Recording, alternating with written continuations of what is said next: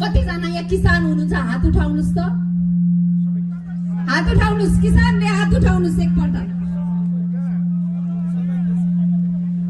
खेती किसानी गरेर एक बोरा धान बेचेर एक बोरा मल किन्न सक्नुहुन्छ?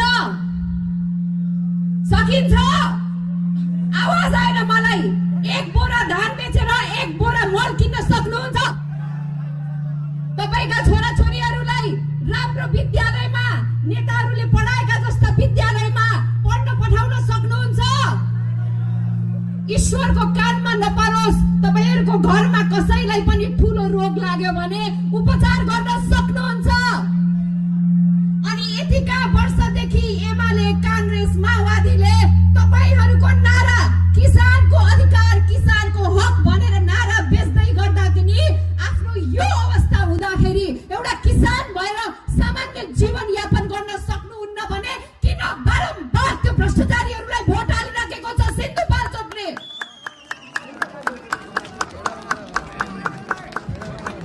म काठमाडौँमा बस्छु। सिन्धुपाल्चोक छिमेकी जिल्ला। हेर्दा आउँदा लाग्यो मलाई यो त कर्णाली जस्तो विकट छ। कर्णाली त टाढा छ, यो त काठमाडौँ उपत्यकाको छेउमा भएको जिल्ला आज यो अवस्थामा छ। किसान सबै हुनुहुन्छ, तर म कहाँको तरकारी खाइराखेको छु?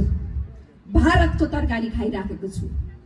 यदि यो देशको पार्टीहरूले किसान मैत्री नीति लिएको भए म काठमाडौँमा मेरो सिन्धुपाल्चोक जिल्लाको तरकारी खान पाउनु पर्ने हो, तर म आज भारतको किसानलाई पोसिराखेको छु।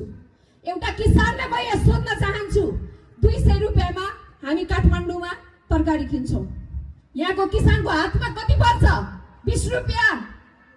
180 रुपैयाँ बिचौलिया र यही नेताहरूले खाइराखेको छन्, तैपनि तपाईँ हामी मौन छौँ।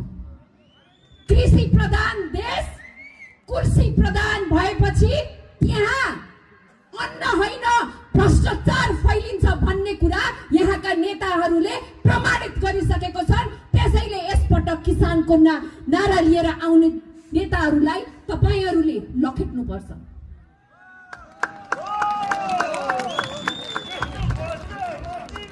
हामी तपाईहरूलाई